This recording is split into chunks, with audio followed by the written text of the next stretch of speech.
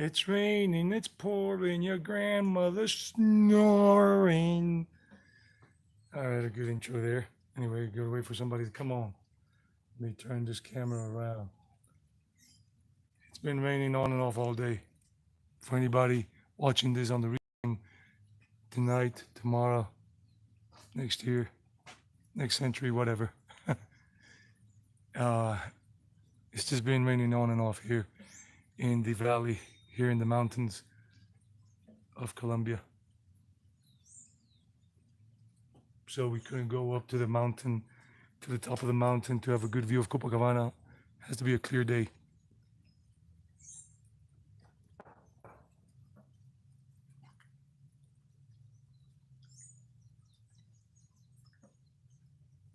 Where are my glasses?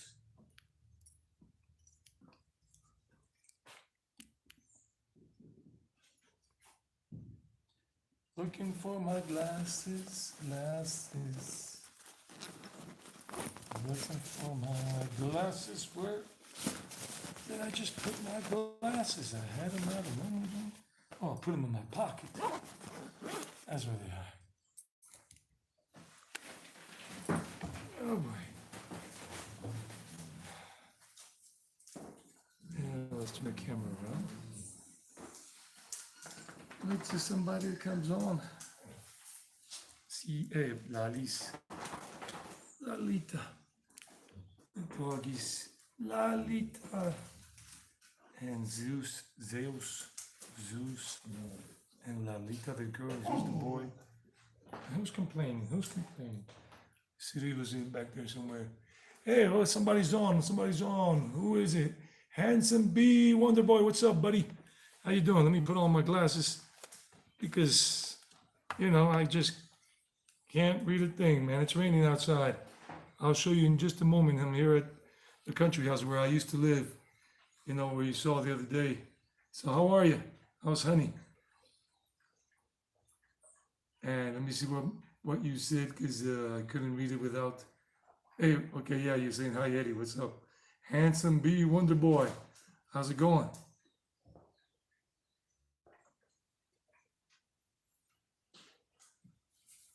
I hope it's going well. Let me show you what's going on. I had high hopes, like the Pink Floyd song, High Hopes, that it wouldn't be raining, but it's just been raining on and off since I got here at 10 in the morning. When I was walking up, it started raining. No, when I was on the bus, it was just started raining like around 9:40 a.m. So it's raining right now. It's a drizzle. And so just decided to go live anyway. The show must go on. And as you can see, it's just foggy and overcast and it's raining. So I'm here at the country house, but the plan to go up all the way up that way, up into the mountain, but you can't see the mountain because it's like this and it's raining. So let me get out of the rain. So unfortunately, that didn't happen, but I said, let me just do the live stream anyway and talk about some things. She's out playing. Okay, she's out playing. Honey's out playing. Awesome. Somebody else is in here, so hi. Whoever else is coming on. I had hoped to be able to take you all the way to the top of the mountain and to go up there first and then have a good signal up there and to see the Aburrá Valley, the other side of the valley, because this valley here that I'm in, it's the beginning of the San Nicolas Valley, San Nicolas or Saint Nicholas, San Nicolas Valley, but the Aburrá Valley is on that side, and it's just raining. It's just raining, and it's been raining on and off, hard and sometimes thundering, and everything, and just no good for a live stream because you can't see anything. But at least you can see the birds right there eating bananas. Look at that blue bird right there, because I put bananas on that little wood thing there that we have the plants hanging off, and then we put bananas there, and they come and they eat, and they go back, and I brought some bananas with me, and they just come down. All types of birds here, all kinds of species. Some are red, some are blue and black, some are yellow and green, and some are just brown and black and whatever, white with yellow. and they come in all kinds, but it's just raining. You guys see it's just rain, rain, rain. So we'll have to take a rain check, as we say back in the States. And I don't know if they say it in Canada or in England or in Ireland or in Scotland, in Australia or New Zealand, Malta, or wherever they speak English as a native language. Guys, we'll have to take a rain check on going up to the top of the mountain. Hopefully next Sunday when I come back, the weather's nice and sunny. Yesterday we caught a break. Yesterday in Marinilla with the live stream I did in Marinilla. For those of you who joined in during the live stream or who saw the restream later on yesterday, Marinilla is that way, that way, that way. And you know, and it didn't rain, and it was raining in the morning, in the early morning, around 9:30 in the morning. Well, it's not early morning, but when we got there, it was just a little drizzle. But this is just a harder drizzle. And my girls are over there, my doggies. So let's go sit inside. Let me turn on the lights and just start having a chat. Get some more light in here. So let me switch the camera around. Wait a minute, at least some of you who have never seen the doggies before. There they go, they're taking a little nap there. Elena, that's Elena. She's a border collie. That's Zeus over there. He's a boy, he's a male, he's about 10 years old. Elena's about 8. And Martina, she's a German Shepherd, mostly German Shepherd, basically. And she's about 5 years old. I think she's about 5 years old. And this is Lalita right here. This is my girl, she's my daughter. She belongs to my cousin and his wife, to another cousin, a female cousin, but my cousin is a male, the one that has his wife, and she's his. And she's my other cousin's dog, a female cousin of mine. Zeus belongs to my cousin Jonathan's friends, a couple. They left him here 7 years ago. They stayed for a month, and they never came back for him. And they did come a couple of times to visit him, but never did come back to take him. That's Cirillo, he's mine. I adopted him. He's a 1.5 years old. Negro Cirillo, Tigre. I call him Tiger sometimes because he's got that tiger look, that tiger black and kind of like a tiger. This is Max. He's got that thing on his, they call him Isabellina collar, because he was operated on 3 weeks ago to take something out, a testicle that had never been taken out. When he was operated many years ago, they were supposed to take out both of them. He belongs to my cousin Jonathan too. He's about 10 years old. He's a Labrador Retriever, a lab. His name is Max. And this is Lalita. I rescued her and adopted her down in the town of Guarne. This is Guarne, but we're not in the township. We're outside the town. We're in the countryside. And she's about 2 years old. And I brought her home. I adopted her there in town. I found her. And Lalita is her name. And she was homeless. She didn't have a home. And I took care of her, brought her this way. So she's been with me. Oh, too much light. There we go. A little better. Yeah. So it's raining outside, guys. So that part ain't happening. So what's new in your neck of the woods?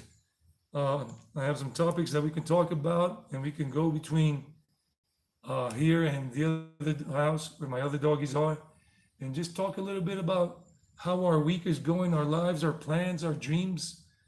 What are you guys thinking about? What questions do you have for the country of Colombia that I've been living in for a total of 23 years? If you have any questions, remember to give this a like. If you like this live stream, if it's to your liking. If you don't like it, do not give it a like if it's not your thing. And yeah, basically that. I'm going to turn off this overhead light because it does glare a lot.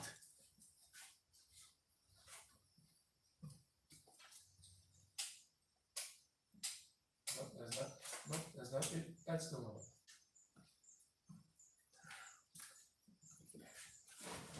Yeah, better situation with the light, at least not so heavy. Lalita, what are you doing, Lalis? Lalita, what are you doing, baby girl? You guys already had lunch. I gave you lunch about an hour ago. It was just an hour ago. And Max is coming to get his little massage. Maximo. His name is Maximo. Maximo in Spanish. Maximo. Max. Just call him Max usually. And yeah. Ouch. India reopened today. India. Hey, Mikey, what's up, Mike? How you doing? What's up, Mike? Welcome aboard. Mike, today, welcome. Let me show you what's going on. You saw the thing. Are you working out? Excellent. Doing exercise. What kind of exercise are you working out today? It's raining. As you can see, the weather's just overcast, cloudy, foggy. It's a little foggy. You can't even see the mountains that you normally would see the mountain on this side because we are in the mountains, and you will see the mountain ridge over there on the other side, the other of the mountains here. But hey, Easy Rider, what's up, buddy? How you doing? We could not go to the top of the mountain today because it's just been raining on and off today here at the country house, my dad's place, where I used to live. So we'll have to take a rain check in terms of going up that way and seeing Copacabana and part of Medellin, but mostly Copacabana, which is another city, a town north of Medellin, right next to Medellin. It borders Medellin. So we have to take a rain check, guys. Easy Rider, Mikey, Handsome B, Wonder Boy. We have to take a rain check on going to up there because it's just not possible. Rain, and there's nothing we could see with all the cloud cover and the fog, you know? So hopefully next Sunday we can do that. And hopefully next Saturday, my buddy, my mountain biking buddy, my MTB buddy, Jorge, the owner of the two bikes that we go out every Saturday. He's the owner of the two mountain bikes, and he's a mountain biking enthusiast. So am I. We just love it. No competition, no glory, just guts, but no glory, just having fun, enjoying the ride. And we're planning to go to a town called San Pedro de los Milagros, Saint Peter of the Miracles, the literal translation. Saint Peter of the Miracles. But in Spanish, here in Colombia, in Antioquia, it's called and known as San Pedro. Pedro is Peter, San Pedro de los Milagros. And we're going to go next Saturday. Hey, Robert Mack in Asia. How are you, Robert Mack? Welcome, everybody. Robert Mack in Asia has a YouTube channel under the same name. Please check him out. Robert Mack is an American, a good old boy, and he's former Navy. He was in the Navy, served the Navy, and he does some live streaming and some pre-recorded videos that he puts up. He lives in Vietnam and in Southeast Asia, and he's going back soon, right, Robert Mack? So guys, check out his channel, sub him up, subscribe, hit him up, subscribe to his channel and everything. And Robert Mack in Asia. We were going to go up to the top of the mountain today here. Robert Mack just got out of the hospital, spent a week. What happened, Robert Mack? Why were you in the hospital? What happened to you? Well, can you tell us if you want to tell us? I'm just telling you that I was going to go up this way today, but we have to take a rain check because it's just been raining on and off all morning and afternoon here. And there's nothing to see. If we go to the top of the mountain where I was going to go, which is an hour hike up that way, to see the Copacabana, a town that is north of Medellin, right next to Medellin, bordering Medellin. But we couldn't see nothing and we just get wet and who knows what. So, Robert Mack, do tell us what's going on. What happened to you? A week in the hospital.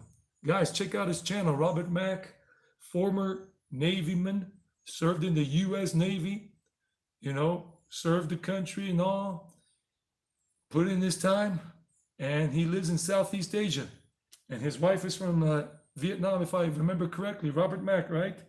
Your wife, the missus, is from Vietnam, and that's where they live, basically. But right now, because of all that's been happening for the last 2 years, they've been in the States, but they're going to Vietnam back soon because Vietnam opens up on April 1st. This coming Friday, Vietnam opens up again. And he's been in Thailand.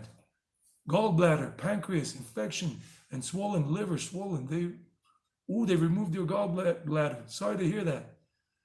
I hope you have a speedy recovery. I don't even know how that works. If you want to tell us how that works, what the recovery involves and stuff, please feel free. And please, everybody that is watching right now, we got 4 people connected. Check out Robert Mack in Asia. He's got videos, and they're in Los Angeles too, and out in Missouri, I think. And he does live streams, and he collects money that people donate to his channel for children's charity, if I remember properly. And he's a good guy in terms of his heart, what I've seen on the videos, what he's picking up that money, so all caused by gallbladder, most constant pain. Sorry about that. Hey, Robert Mack, India opened up today. India is reopened to the world today for tourists who have their health certificates and testing before going that way. And if you ever want to go with the missus that way, I recommend you go to Rishikesh. But it gets hot right now. You know how the heat is in India, even though I don't know if you've been to India. But if you could go to Rishikesh, to a place called Braham Yoga, Braham, if you ever want to explore it, they do Ayurvedic therapies and treatment. I know, I was there in Rishikesh back in 2019, and they do a 14-day complete or full detox. They disintoxicate your body, deep tissue, removal of bad things that accumulate in our tissue, in our human tissue, from the things we eat and from the electronic bad energy, bad vibes or energy we get from electronic. Robert Mack, India's reopened, but right now I'm taking care of my mom in the sense that I'm keeping her company here in Colombia. She came back to Colombia after 50 years of living in the States, Canada for a year and a half, because I was almost born in Canada. My mom and my dad, they got married, and then they were living in Toronto, Canada. Then they conceived me there. And 6 months into my mom's pregnancy, she decided to go down to New York City to her best friend's funeral. Her friend died in a car accident in New York City, and her best friend was dating a New York City firefighter by the name of Edwin. His name was Edwin, and he was an American. And my mom named me after her best friend's boyfriend, who was a New York City firefighter, and that's why my name is Edwin. Plus, my mom didn't want us to have any Latino names. And my mom is as white as can be. Her whole family's white. And my dad's family too, basically. Very few Colombians are white. Most Colombians are a mix, color and all. So, long story short, Robert Mack, I'm staying here until maximum the end of the year, I hope. Yeah, God bless our firefighters worldwide, in Colombia, in Mexico, in Colombia, everywhere. Women and men and women who are firefighters, and the paramedics who always accompany them to fight fires and to help treat the wounded and all of that, and people they rescue. Yeah, God bless the universe. Blessings on to all of those firefighters, men and women, women and men, and paramedics that put their lives on the line daily all around the world, only to want to help people. And they don't get good salaries in the world mostly. In the US is one of the few countries where firefighters and paramedics get good salaries and good pensions. The rest of the world, they're basically used and abused and then kicked out like old garbage that ain't worth anything anymore. But in the States, Canada, England, and I don't know what other countries, they do look out for their firefighters and their paramedics. And that's a good thing. And in the States and stuff like that, people, servicemen, servicewomen, people in the armed forces are taken well care of usually in terms of pensions and all. As long as, you know the story, Robert Mack, you're a former Navyman and all that, a Navy serviceman, so you know it. No, not anytime. I'm not leaving the country anytime soon. Long story short, I made a promise to my mom. I asked her if she wanted me to stay with her because my mom her health situation ain't good right now. and we have a nurse Monday through Saturday taking care of her during the daytime while I'm working and doing things. And on Sundays, my auntie who lives next door goes and hangs out with her. I'm there in the morning. I make breakfast. I take care of her medication in the morning and her first insulin shot of the day. And that's it. Oop, the electricity went out. That means at least I have my, okay, came back on. Sometimes that happens up here in the countryside. And so I talked to my mom when I came back to Colombia. I was not planning to live with my mom. I was planning to just travel around the country, be here at the country house for a few weeks, and then continue traveling around the country until I could fly to another country. But oh, there goes the electricity again. It went out. Power outage again. It happens once in a blue moon in the countryside when it's raining a lot, heavy storms and whatever, and the electricity does tend to cut out or go out once in a blue moon. When I was living here and doing my digital work, working online, because I'm a teacher, for those of you who don't know, an English language teacher, teaching English because I'm a native speaker, born and raised in the States, I couldn't rely on the electricity being on all the time. So I had always my backup, my mobile data, and I got the best company possible that had the best coverage and signal strength possible here at my dad's country house where I lived for approximately almost 2 years. And that's what I'm running on right now, on my data, mobile data. So no, Robert Mack. My mom, I asked her, you want me to stay with you? I was not planning to stay with her. I made a surprise visit. I wasn't planning on coming back from Mexico or from my travel abroad that quick. I was going to be out for 2.5 years. So I came back on December 1st. No, December 3rd. I surprised my mom and the family. Hey, I'm back. And then I got the surprise. My mom's situation was not there. It was not good. So I said, Mom, do you want me to stay with you? Because I know you live alone and everything. Do you want me to keep you company and help out with the house here and stuff? And she said, yeah. I said, okay, Mom, so long as you make my situation pleasant, because I always live alone. I like sanctuary, peace, tranquility. I like being alone. Thanks a lot, Robert Mack. Thanks a lot. Robert Mack Travels. Robert Mack Travels. Is that a new channel? I'm just looking at that message right now. Robert Mack Travels. So you don't have, it's not under the name Robert Mack in Asia anymore, but Robert Mack Travels. If that is it, just give me a thumbs up saying that, yeah, Robert Mack Travels, that's the new channel, the new name, or the one you're moving now. So I can tell people about it, in addition to the people who are here on the live stream right now, like Mike O'Neill. Mikey, he's an Irishman, Irish American, first generation Mikey. I know Mikey all the way back from 1984 from Woodside, Queens, New York, Woodside, New York, and his brother, John O'Neill, Johnny Hollywood, the new channel. Okay, so that's Robert Mack. Robert Mack's new channel, it's Robert Mack Travels. I'm going to sub you up later on after I finish the live stream. So Robert Mack, I am going back to India, but not anytime soon. Oh, you will keep the other one, Robert Mack in Asia, for live streaming only. So guys, if you want to just check out live streaming, go to Robert Mack in Asia. That's his first channel. And the other channel, Robert Mack Travels, he's not gonna do live streams on it. He's gonna do, can you tell us what you're gonna do on the other channel, on Robert Mack Travels, so we can know what kind of content you're gonna be putting up in terms of pre-recorded vlogs or videos? Please let us know. I don't have a lot of people watching this usually, but later on down the road, more people watch it on the restream, because my channel now, because I do so many live streams nowadays, just nowadays in the last 3 or 4 months, people, or since October, since Guanajuato, Mexico, I started doing more live streaming, mostly video. Okay, cool. Then I made it into Top Shelf Travel Network.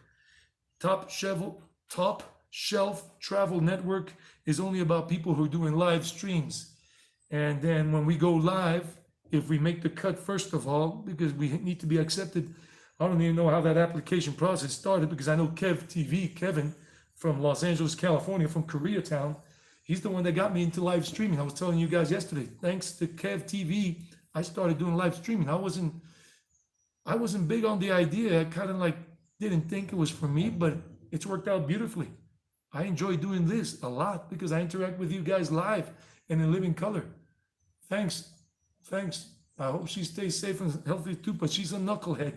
sorry to say it, I don't really like talking about my family's personalities or their own behavior, but my mom just is hard-headed.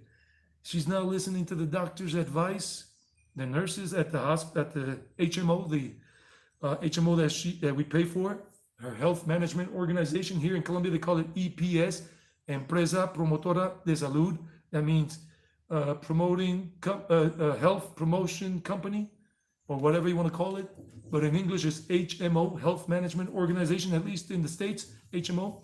And I went with her for the first three visits concerning her situation. Go back to sleep, Rob. Get some sleep. Robert Mack, thanks for coming on. Stay safe. Remember to give this a like. If you like it, it helps the the video stream, get out to more people. Everybody, remember to give this a thumbs up if you like it. If you don't like it, don't give it a thumbs up.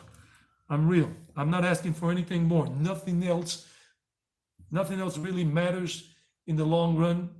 You all do it on your own reconnaissance, on your own consciousness, on your own field, your own free will. All I ask for is the likes, only if you like what's going on, what I'm showing you usually. Today we just can't go out. It's raining. Robert Mack, get healthy soon. Look into Ayurvedic treatment. Rishikesh, it worked for me. I'm going back to do a 14-day complete detox. Robert Mack, keep that in mind. When I get back to India, I'll do a video over there and I'll show everybody about it. And anybody else who wants to know about it, just look up Ayurveda, Ayurveda, the science, ancient science of Ayurveda. And it proved to work for me. It proved to be a solution for me. So let me tell you guys a little bit about Ayurveda, since we're here. And let me just switch the camera around so you guys can see some nature while we're talking. Beautiful nature, at least while we're talking. You'll have to see my mug the whole time. Mikey, what kind of workout are you doing? What kind of exercise are you doing today, Mikey? Mike O'Neill. Senor O'Neill. Senor. Easy Rider, what are you doing today? Easy Rider, what's up with you, Easy Rider? I think you're from LA or you live out in Los Angeles somewhere. I think I remember. Maybe I'm wrong.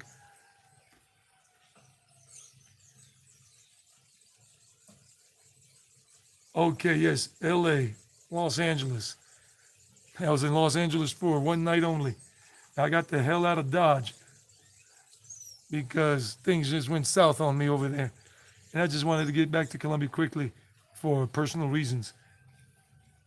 MU, what's up, Moo? What's up, brother? What's up, Moo? Yeah, we hope that Robert Mack improves. His gallbladder failed on him, and he had to get it removed. He's a tall person. Robert Mack is 6 feet 7 inches tall, like Big John Studd or Hulk Hogan. Terry Hogan, 6 feet 7 inches tall. I've never met him in person, but Kev TV has. Nirvana, Wanderer Nirvana has. He's another YouTuber on YouTube that does live streams and goes around the world when he's not working on Venice Beach on the boardwalk. Wanderer Nirvana, you can check him out if you want. Wanderer, Wander, Nirvana. And he lives out there in California, in Los Angeles. I think he lives out on Venice Beach somewhere in one of those little apartments. And right now he's traveling through South America somewhere. I think it was in Peru or Ecuador recently. And he goes back up to the States around the end of May to begin summertime, when the beaches open up, and he sells the things he imports from Southeast Asia. Things that he sells like dream catchers and other kinds of things that people can use at their homes, wind chimes and all of that. That's what he does. So Moo, M-U, Swensrud. Oh, he's got his own channel too on YouTube, guys. Check him out. M-U, Moo. Moo is on YouTube. He's a YouTuber, but he does mostly, if I understood properly the other day when we were chatting with Kev TV live, when Kev went live for Let's Chat, just chilling and listening to some music back on Thursday night or was it on Wednesday night? And I think he goes to places where you got homeless people and he talks to homeless people and he shows the reality of the homeless people situation, the homelessness situation in Los Angeles and in California and San Diego and places like that.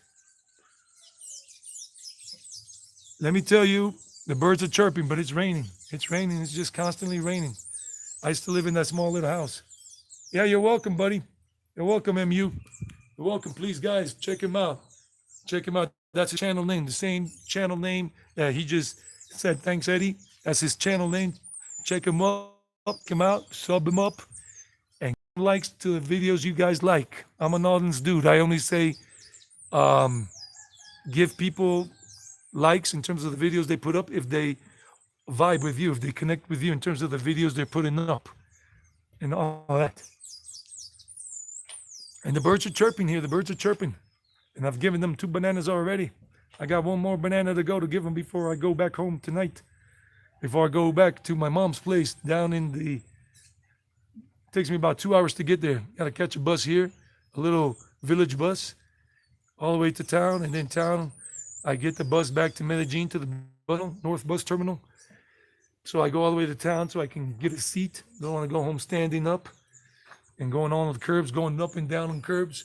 What's Mikey saying? Mike, you're doing stretching exercises. That's good.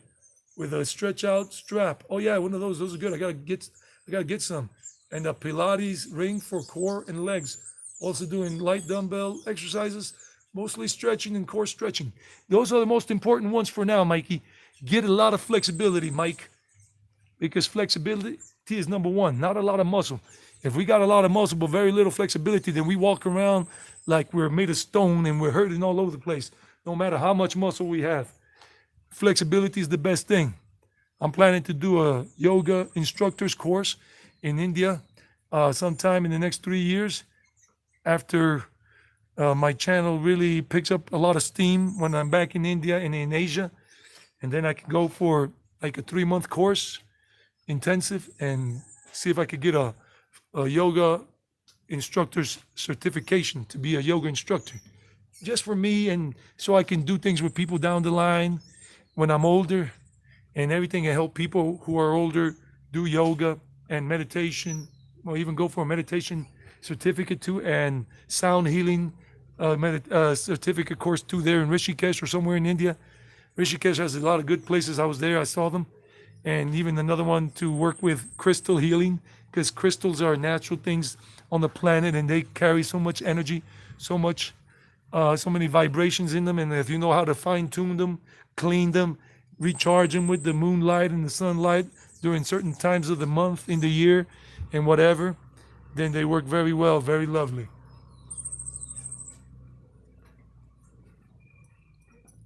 So I was talking to you guys about Ayurveda. I'm going to go to the other house where the other doggies are, because there's more natural in there.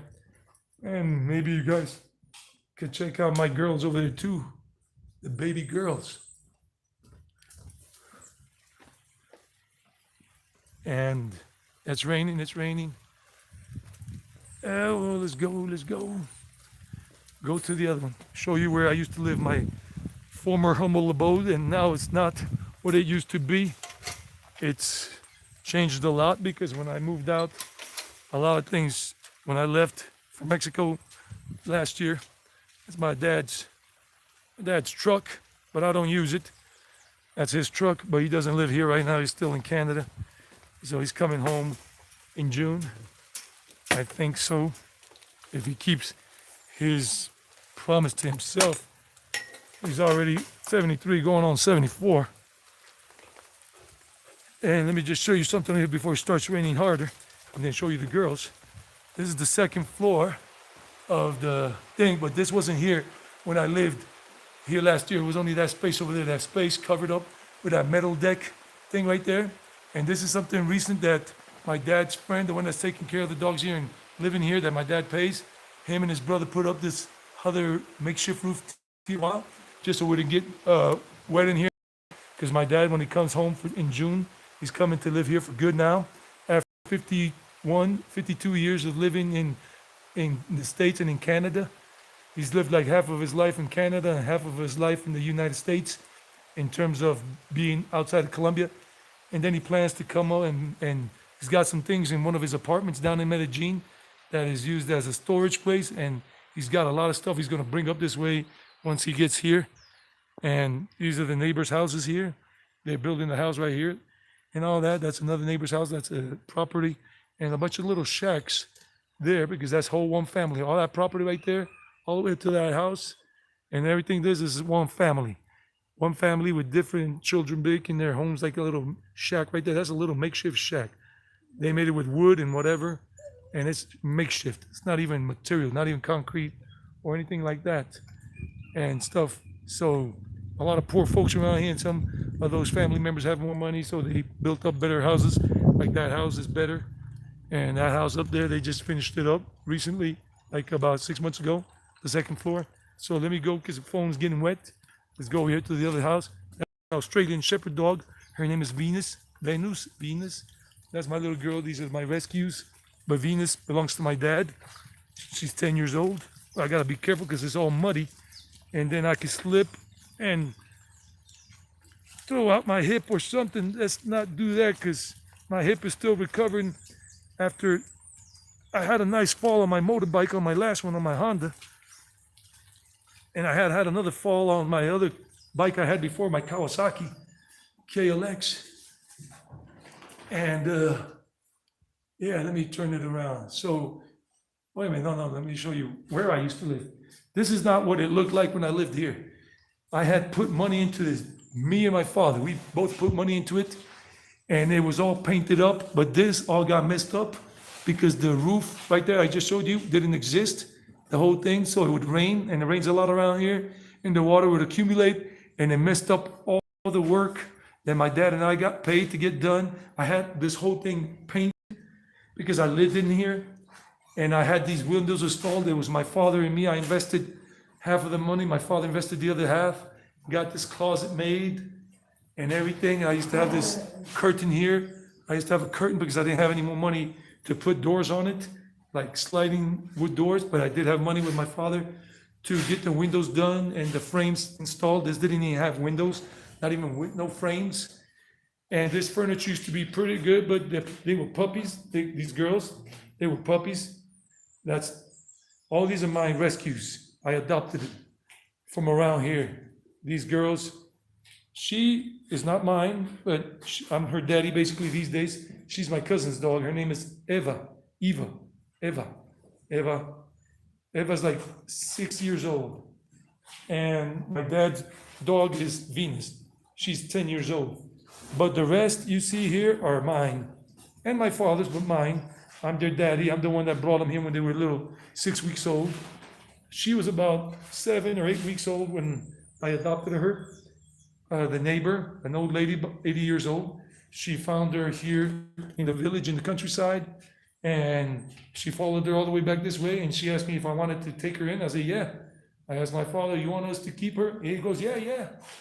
My dad doesn't know them personally because he hasn't been here in over 2 years, but her name is Subhadra. It's a Hindu name, a name from India, but in Hinduism, Subhadra. And her name is Parvati. She's my baby girl. Those two are sisters. They're a mix of Dachshund and Basset Hound. And her name is Parvati, and her name is Shanti. Shanti means peace in Hinduism, in Hindi. And Parvati is Lord Shiva's wife. That's Shiva, in case any of you know Shiva. In terms of Hinduism, Shiva is the original Rastaman. And he's not even considered a god or whatever, just somebody that was never born and never died. There's no record of him being born or dying, but just the original Adi Yogi. Adi Yogi means the original yogi, according to Hinduism. And these are my baby girls, Shanti. Shanti, say what's up to everybody, Shanti. That's why the mantra, Om Shanti, Shanti, Shanti. Let there be peace for all sentient beings in the universe. And Saraswati is somewhere else. There goes Saraswati. Saraswati, the round one right there, they're all females here. And these are my baby girls. And she almost died because she got parvovirosis and something else. And I had her hospitalized at a pet clinic in Rio Negro, Black River, Rio Negro. the biggest town here in Oriente Antioqueño. On this side of the mountains, not on the Medellin side, but on this side, is the capital of Antioquia. But the capital of all of Antioquia is Medellin. So I had her hospitalized for 8 days back in November of 2020. And the prognosis was that she was not going to survive. She was going to die. But I kept on visiting her every day, except for one day. I even got into an accident on my motorcycle, on the Honda I had. Nothing really happened to the motorcycle, but I did get hurt a bit just going to see her. And I still got back on the motorcycle and went to see her, giving her support, a lot of emotional support. So it's raining. It's a rainy day, guys. And so this is where I used to live. I used to work here. My bed was here in this area right here. My bed was here, and then my cooking area was right over there. I used to have a piece of furniture right there next to that thing, because that's not even a kitchen or a kitchen sink. This was originally going to be something else back when my dad's sister owned it. And this was going to be like a factory here where they made arepas, corn griddle cakes. And this was going to be the place where they were washing the big pots and pans and whatever. But that thing never took off. So this was not originally meant to be a kitchen, and still isn't. And I used to use it as a kitchen, as the sink, a big ass kitchen sink. And here I had a piece of furniture right here where I used to have an electromagnetic burner that works with electromagnetic pots and pans. And I used to cook here and everything. In my refrigerator, the one that's in the big house, used to be right there. And I had the washing machine right there. That's the washing machine way to drain out the water. And the water came up through here, but I don't know why they cut off this water valve I had here. That's after I left. But I did transfer the refrigerator up to the main house before I left. And this is oh, ouch. This is the bathroom. But nobody uses the bathroom, and I just closed it up like that with the furniture I left behind here, which used to be an old library, an old bookshelf and everything. So the doggies wouldn't go in there and destroy the toilet or the sink. And it has a shower. And this is where I lived. This was my humble abode. But I can't come and live here because I'm taking care of my mom, and I'll be leaving sometime between the end of the year and January, February of next year. That's the timetable. So this is my humble abode, and hopefully you guys can hear me. I'm just putting it on the shelf right there. And if the audio is good, please let me know if you can hear me all the way from here. I'm trying to see if I just pan down a little more so I can sit somewhere on the floor. And let me know if it's good. If the audio is good. Oh, girls, oh, relax, watching the glasses. We're gonna take these glasses off before we destroy my glasses. Hold on, Parvati, Shanti, Parvati. Hold on, Saraswati. Oops. Take off my glasses for a moment because I left the case at the main house inside. So Ayurveda. Ayurveda is a science that was compiled 5,000 years ago, a little over 5,000 years ago in India by all the, you want to call them medicine men, doctors of the time, of those ages. Some people believe that those ages were barbaric or behind. Actually, they were very advanced in everything. That's Shanti, poking your nose over there. That was the medical science around the world at that time was based on plants and mantras and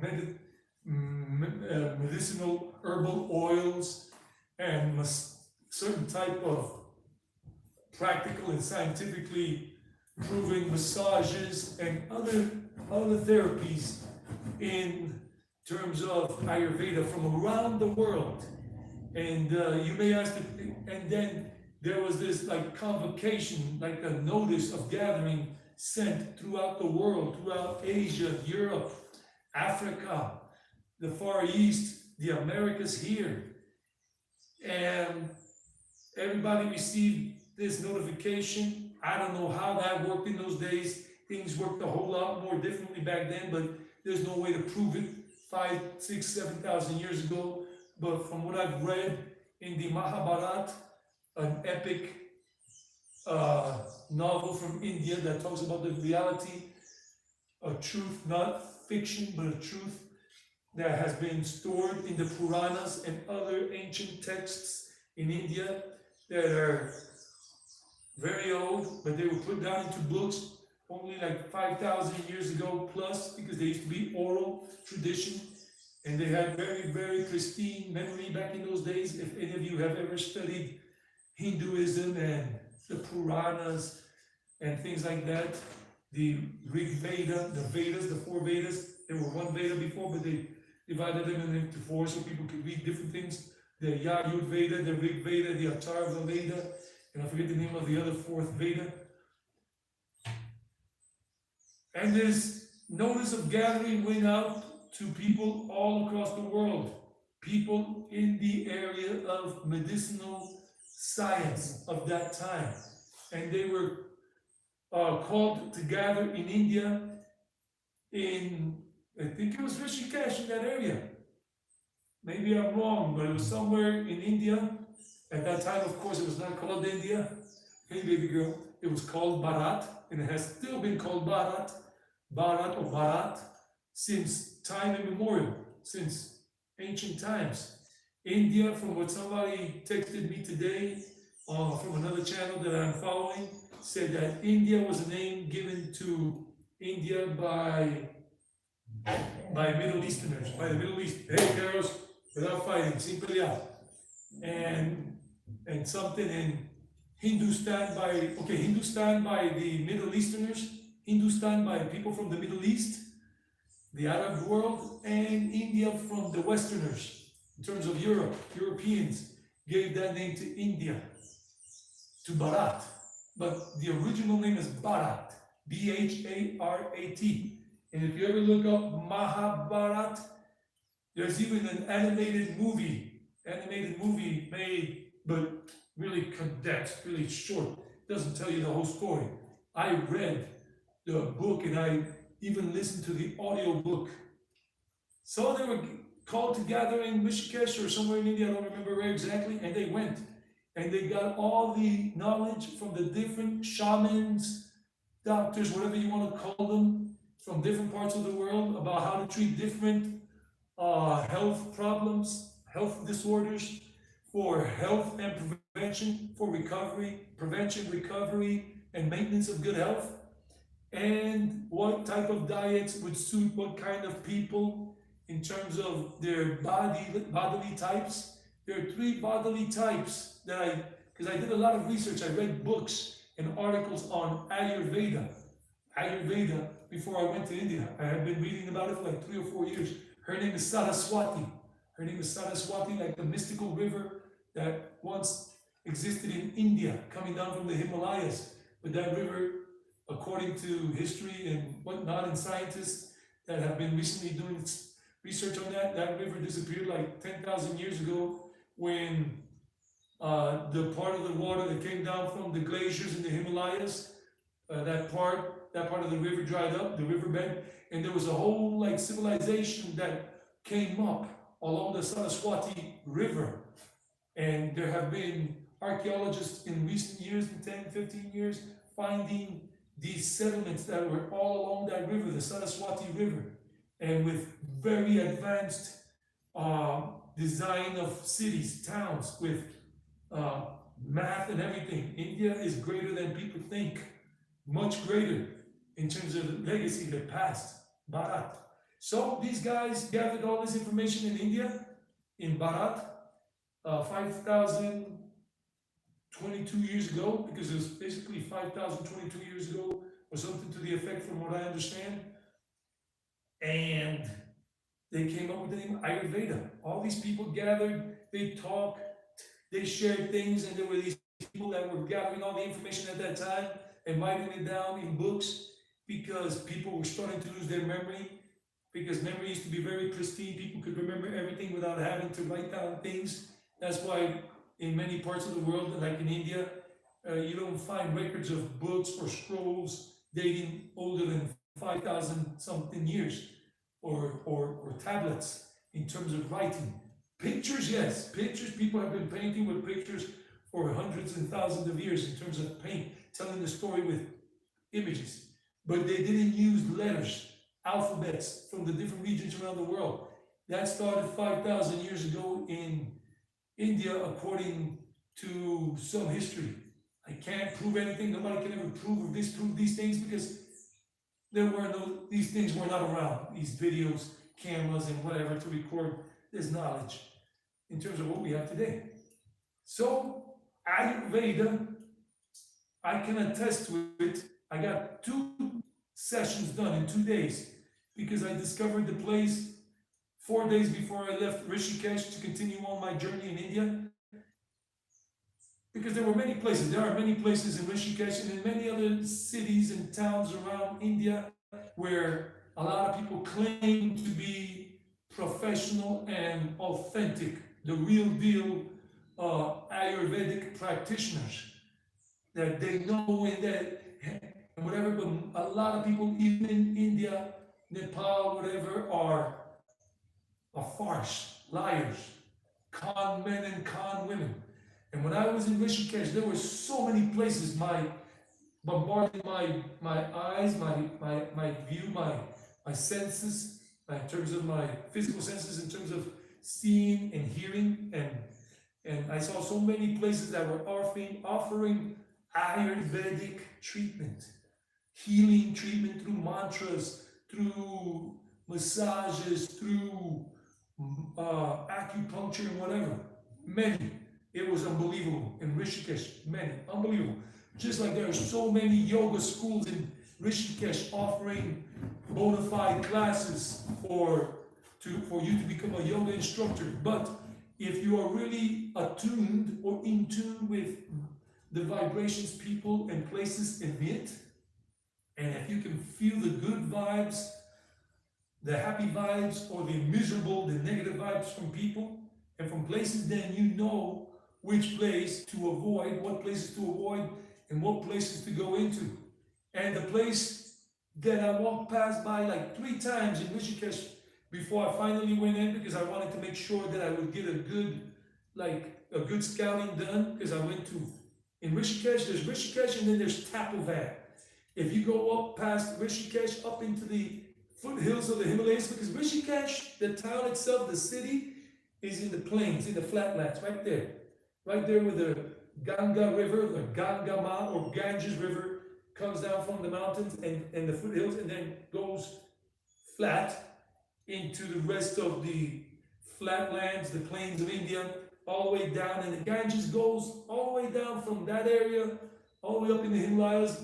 It's born of 3 estuaries, or not estuaries, springs, water springs, up in the Himalayan mountains. Gangri Ghat is one I want to go to. It's all the way up there, but I can only do it in the springtime. And it's a long trek, journey by bus and everything, and trek. And I'll have to get a guide when I do that to go to one of the mouths of what becomes the Ganges River later on, the Ganga. And the Ganga River goes all the way to the Bay of Bengal on the eastern side of India. Saraswati, right, baby girl? Saraswati, she's very grateful and loving and loyal. She loves me so much because I saved her life by taking her to the vet quickly and then having her hospitalized. And I kept going out of the 8 days she was there, I went 7. To motivate her, to give her encouragement, love, pet her, grab her. I didn't care. I went. And she wasn't eating anything. She had to be fed intravenously for 5 days until on the 6th day or the 5th day she started eating doggy food, because she needed to eat physical food, not intravenously, for the medicine to be working better and she could get better faster. And then she did. And she was always happy to see me. If I had not gone there for whatever stupid reasons would have come up in my mind, she would have died. But here she is, alive and healthy and happy, right, baby girl? And I love them. And yeah, I gotta go. And I tell them that I gotta go again. That I gotta go in the next 8 months or so, I gotta leave. And I'm doing this for us, for me and for them, to go back to India and Asia and just build up my YouTube channels, both of them. This one in English, Traveling Eddie, and the other one that I have in Spanish, and I'm just doing videos in Spanish now, even though a few videos that are still coming out on the one in Spanish, Eddie Viajero, that's just in Spanish in case you want to practice your Spanish, if you know some Spanish. That's EDDY, and then a space, just a space, and then viajero means traveler in Spanish. V for Victoria, I for Illinois, A for Apple, J for Jack, E for excellent, R for Robert, and O for orange. Viajero, Eddie Viajero. Eddie is not the same way in English. It's EDDY. So people can pronounce my name right in Spanish. Because if I write it in the way I write it in English, people would pronounce my name totally different. So in Spanish, on YouTube, in Spanish, it's Eddie with a Y, EDDY, Viajero. So I tell them and they get it. And they support me. I can feel their energy. Parvati, this is Parvati here. And this is Saraswati. They're all girls, they're all females. And I was just talking to them today that I'm going back to Asia, to India primarily, and I'm going to build up my 2 channels there, and in the hope, by doing what I love doing best, which is traveling and sharing these experiences with you, because that's what I do best, traveling. I love traveling and meditating, and I hope to build up these 2 channels really well during my 3-year plan to stay, my planned 3-year stay in Asia, mostly in India. I will be spending 6 months in India as soon as I get there, because I'm going for the 5-year multiple entry tourist visa as an American. Americans have a special treatment with India. Let's say India has a special treatment, or let's say, help for American citizens, people who are holders of US passports, and we can apply for a 5-year multiple entry tourist visa. And on every entry, we have a maximum of 6 months that we can stay inside of India. And then we have to leave for 60 days, 2 months, 2 complete months before we can re-enter again for another 6 months. That's the only restriction. So we can go back into the country during the same year, calendar year, twice, and stay for another 6 months until those 6 months are up. So every 2 months that I have to leave, when I have to leave for those 2 months, every time that comes up, I'm going to neighboring countries like Nepal, like Sri Lanka. And I'm not going to Sri Lanka in the summertime, because now it's basically the beginning of summer in India, Sri Lanka, Southeast Asia. It's hot. It's hot already in places like Chennai, Madurai, Mysore, Hyderabad in India, or Colombo in Sri Lanka, etc. Bali in Indonesia. Oh, baby girl, Shanti. Shanti's standing on my knee. Shanti, peace, baby. So it costs $80 to get the multiple entry, 5-year multiple entry tourist visa, $80 US. That's it. But before you go and try to apply for it, because right now, from what I got some information online for some company that does this for you, if you want them to do the visa application for you, they charge like $70 for it, plus $80 that you got to pay the government of India, but you pay to this company.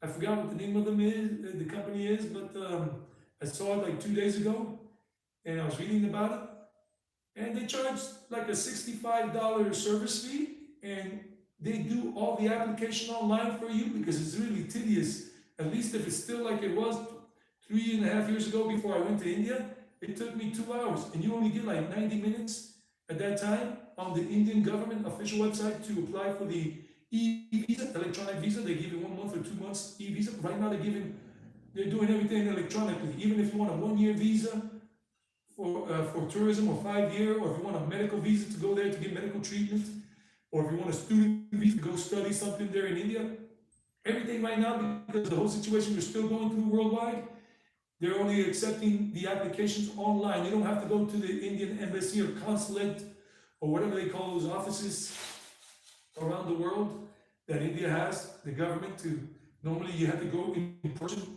for these 5-year visas or 1-year visas. But right now is the time, if you don't want to go out of your way and and you can do it online, and you don't have to pay for the company to do it for you. You just gotta make sure you get the passport photos right, because you have to have this type of photo that they ask for with the measurements, with the exact measurements in the background, the lighting and whatever, your face like this and whatever. When they take the picture and what kind of things you cannot wear to upload onto the Indian government website, plus your photo, your passport scanned, properly scanned, no mistakes, and something else they ask for before they will process your thing. And if you don't have it properly, they'll still process it and then reject you, and you lose your $80 application fee. It's non-refundable. Whether you're approved or rejected, you don't get it back. And especially if you don't meet the requirements that they stipulate, you have to.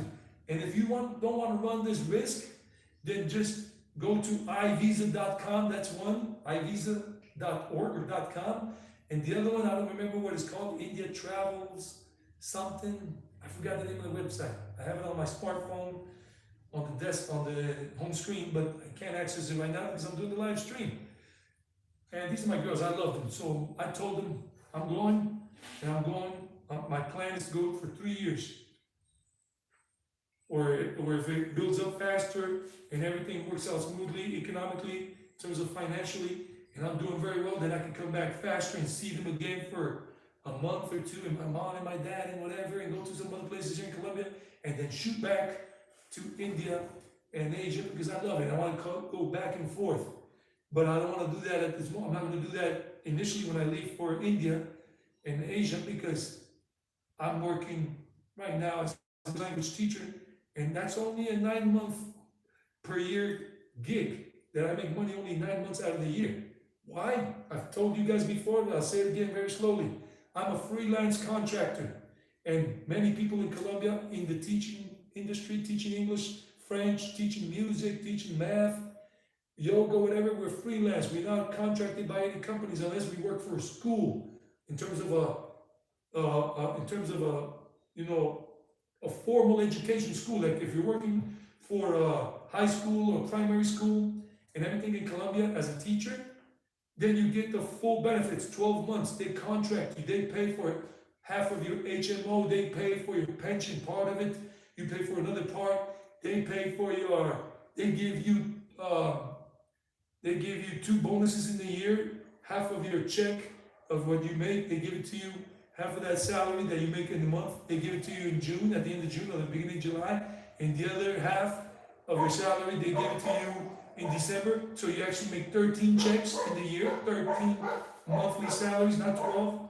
And in addition to that, when you work for a formal education place, a high school, a primary school, or you're contracted all the way by a university, not per hour, but as a full-time, full staff teacher, professor, and you also get paid vacation, 2 weeks per year or 3 weeks per year, and other benefits and stuff like that. But as freelance contractors, we get none of that. We don't get paid vacation. We don't get a bonus in June. We don't get a bonus in December. We don't get paid vacation. We don't get jack diddly. So we really, and as an English language teacher in Colombia, people in December, most people don't want to have classes anymore. 10% of my normal workload stays on in December, 10 to 20%, that's it. And in January, it's basically gone. And only around January 15th or 18th, maybe 10% comes back on with me. And then in February, another 60% or 50% comes back on with me. And then in March, 100% swing again. And that's usually pretty stable, but not stable all the way until the beginning of November. And then in November, the hours start to drop because some people start canceling and saying, no, we don't want any classes anymore. I got finals at university that I got to prepare. And some people have the fourth quarter, a lot of business, a lot of traveling to do. The executives I work with, and they got to fly to other countries to do business for their companies, and they start canceling and say, sorry, Eddie, sorry, teacher, man, we got to stop classes until next year. So basically, I only work 9 months out of the year, and so do many of my colleagues in the English language field or other fields like French, Spanish, yoga, cooking classes, whatever, music classes, math classes, art classes. So I only make 9 months salary per year. And I have to make that 9 months,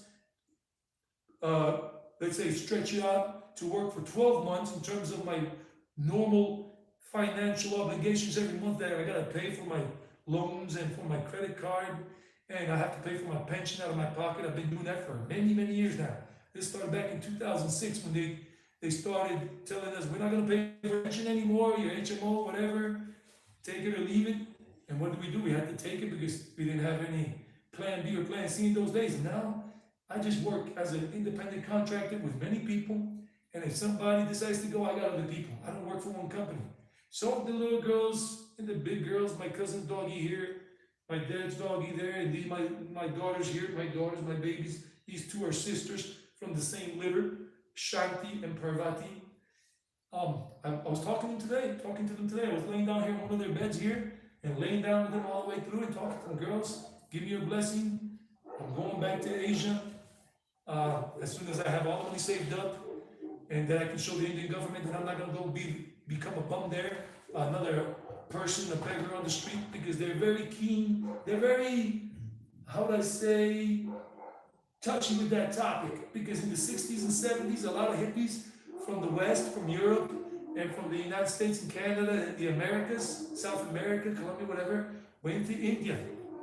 They were hippies, and they saw that in India, if you become a beggar on the street and you're doing the spiritual thing, looking for enlightenment and whatever, and you become a monk or a nun or whatever in Hinduism, or just a beggar on the street but dressed in spiritual clothing, whatever, then they give you food and some give you money.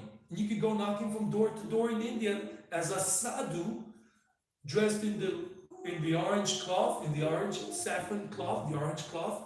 Those are the sadhus and everything from different lines of Hinduism.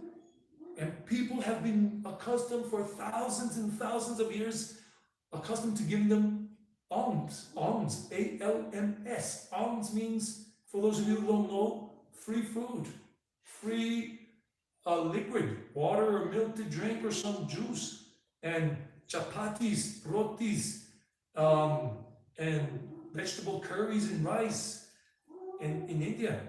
And all this, and I read the books and I saw the documentaries, and I was in India and I saw it for myself, the sadhus, and people giving them freely, willingly. Most people in India give money to them because they know these people have renounced all material life, basically, in terms of material pursuit of happiness, in terms of wanting to have a home, a house, an empire, a lot of money in the bank account, and a family of children and whatever in the life. And these people gave up all of that. Some had a lot to give up, some had some things to give up, and some had nothing to give up except the dreams of becoming rich and famous, and they had nothing else to give up, and they were working hard to pay just for a little rent, and they decided, I'm going for enlightenment, I'm going for moksha, liberation. The show must go on. And they did. But India started to see that people were abusing this, coming from the West, from Europe and the Americas, and staying there and being like hippie bums. A lot of people just smoking weed and getting money from people and just being bums and not really looking for enlightenment. And they started quickly in the late 60s, early 70s, started to close the door to Westerners, to Europeans and Americans and Canadians and people from the Americas, all kinds of Americans from South America, Central America, North America. And they said, you cannot come into our country through land border or air border or seaport, land port, or airport. In those days, I remember one guy, his name is Swami Sadhanath, I forgot his name, an American from ISKCON, an American dude that was a Hare Krishna, still is a Hare Krishna. And he told the story. I remember I heard his whole audio book. He told the whole story like in 2 hours. How he had started with a friend when he was like a young guy and went to Europe backpacking and everything with 3 of his friends. They saved up money and they decided to go to the summertime. There's a big bird around here. One of the big birds that steals pigeons and little birds' eggs. It's a big bird. It's a beautiful bird, but it's a bird that sometimes kills the mother and father birdies that are protecting the nest to eat the eggs. And when I was living here, I saw that bird killed like about 4 or 5 birds from the pine tree right in front of this house right here that I lived in, where the dog is living here now, these girls. So this guy, I forgot his name, and I used to watch some of his YouTube videos where he's talking about spiritual life or whatever. I don't follow that anymore, but I forgot his name. But anyhow, he told the story where he went and then he met the Hare Krishnas in Europe or somewhere, and then he started following them more. He had some kind of calling, and he saw the light while he was on some rock somewhere in the Mediterranean Ocean, like in Greece or something, or Italy. And he had this vision that he had to go to India. He had to go westward, eastward, land. All through land he went. Through all those European countries he had to go through, just asking and hitchhiking until he passed the border of Afghanistan and past Pakistan, and he got to the Indian border. And he didn't have but like $5 on him. And they required in those days that you showed $200 US in addition to a valid passport, American passport, to enter India. And this guy was a hitchhiker. He was a hippie. And he went all the way, hitchhiking, working, begging for money, doing whatever he did. I don't remember the story, but if I ever do remember, I'll let you know what his name is. He's still a Hare Krishna. He's a guru now, but he was apart from ISKCON when his Swami, who was my grandfather's Swami, guru, Srila Prabhupada, A.C. Bhaktivedanta Swami Prabhupada, he met him later on. And then when this guy died in 77, 78, the guru that formed ISKCON, International Society for Krishna Consciousness, in New York City, they're at Union Square Park. Mikey, next time they're in Manhattan, go to Union Square Park, and there's a plaque there at Union Square Park where it said, A.C. Bhaktivedanta Swami Prabhupada started the Hare Krishna movement here in 1965 with a few hippies by playing his music, and he was 65 years old when he got to the States by a tanker, cargo tanker, cargo ship that left India somewhere from one of those seaports. I don't remember which one. And he was getting a free ticket and whatever. That's his story. So India requires that you show sufficient funds. First of all, your passport has to be valid more than 6 months upon your departure flight to India. It has to be valid more than 6 months so that you can stay there the 6 months maximum you're allowed with that type of tourist visa to India. And you have to at least show the first month or two of bookings that you paid for, your bookings in India, bookings, hotel, Airbnb, whatever, on Oyo, Airbnb, or hotel that is not on Airbnb or Oyo. And you have to show, not a return ticket because I'm not coming back, but you got to show funds that you got enough money to fund your stay for 6 months. I don't know if they'll take my word for it that I'm a digital nomad, that I'm an online language teacher, and they will probably ask me to show my bank statements. I think they did that 3.5 years ago online, that I had to submit that, but I don't remember clearly. But I did submit the scanned things of my bookings that I had booked in advance and my ticket.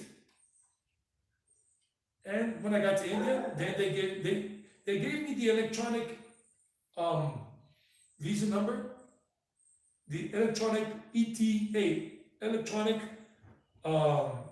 travel authorization. Electronic travel authorization, they gave it to me.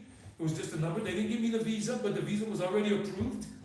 But I only got the visa stamped on my passport when I arrived in India in 2019. I had a 60-day tourist visa, e-visa at that time. I was not thinking long-term because I was not an online language teacher. I had to work in person, so I couldn't stay past 60 days in India. I only stayed for 48 days. So when I got to Delhi, I arrived in New Delhi, and I remember it was 2 in the morning, 1:30 in the morning when we arrived, and whatever, 1:30, 1:45 a.m., and I did immigration and all that, and customs, and I went to the immigration officer. He got my passport and everything, and he asked me some questions, and I showed my printouts, my bookings. They wanted to confirm again, and I had printed everything out of all my bookings, because at that time I had paid for the first 3 weeks in Mumbai, in Bhubaneswar, Puri, and in Bulgaria. I had paid for the first 3 weeks, but not the rest. The rest I paid as I went. And I had to show them these things, proof. And they asked me, how much money have you been with you? I got like about $1,000 on me. And how much money, and do you have a credit card and debit card? I go, yeah, here they are. And how much money do you have on your bank account? I said, I have like about $2,000. I think it was about $1,500 at that time. Or $1,000. And I had my credit card, and I said, I got this much money. And they said, okay, sir, bam. And they finally stamped it in, my 60-day visa, and then I passed on through. And I got into India. So this time around, I'm applying for a 5-year multiple entry tourist visa. That means it's good for 5 years for multiple entries, 6 months each time. So I need to save up money starting yesterday. And yesterday is an understatement. All the way until I'm good and ready, because I'm waiting for all the travel entry restrictions to be dropped. India just opened up today, March 27th. You know, it's already nighttime in India. It's already, I think, the next day. I think it's already Monday in India because India is 10 hours and 30 minutes ahead of Colombia. And wherever you are, it's 10 hours and 30 minutes ahead of your time if you're somewhere here in the West. So it's like maybe 4 p.m. here, almost already here in Colombia, or 3:30 or something like that. So it's about 2 a.m. in India, Monday, 2 a.m. So they already opened yesterday, Sunday for them. For them, it's already Monday. And believe me, when I tell you, a lot of people during this whole situation of lockdowns and no travel allowed to other countries, and many still are not allowing tourists to enter their countries.